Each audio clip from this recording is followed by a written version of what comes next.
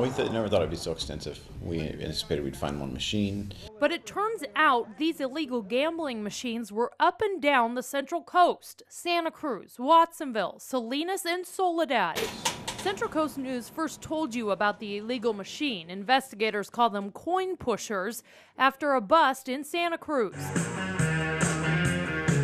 After we aired that story, the tips started rolling in. We headed out to find out if the tips were true. This is what I got at one location. So the owner of Clay Liquors just kicked me out. He wouldn't give me permission to shoot inside, but just inside the front door to the right, there are two machines that are exactly like the ones we showed you yesterday in Santa Cruz. We took that info to investigators and joined them on more raids. We don't run along a whole lot of gambling. And with each raid, the store owner pretty much said the same thing. I saw the news and I saw the machines, but the ones that I seen, it was the green machines. And I seen the green machines all over the place. But those green machines are gambling machines. And in California, if you put a quarter in, you have to get something in return. They're marketed as being legal devices. They have letters from the Attorney General saying these are authentic.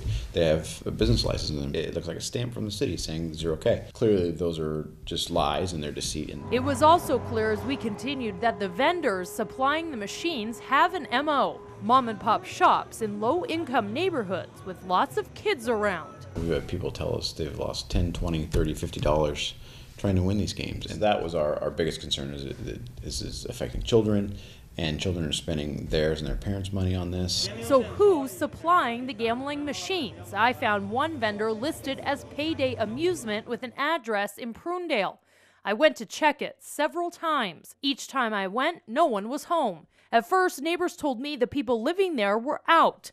When I went this past week for the fourth time, neighbors said these guys moved out last month. We'd like to track down and look at prosecution for the people that are installing the machines. But that could be hard. Most leads are cold.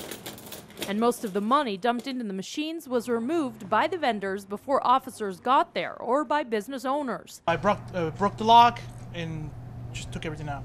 I don't want to get in trouble. And now investigators say they may be looking at a bigger ring than they first thought. Santa Barbara County just found illegal gambling machines in stores that could be linked back here. And if that's the case, investigators say the vendors have moved on to new prey.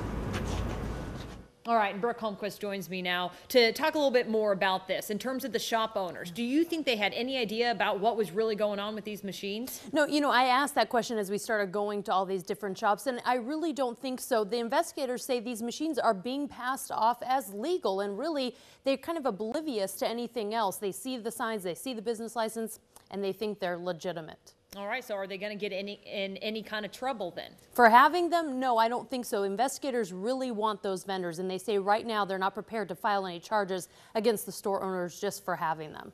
All right, thanks, Brooke.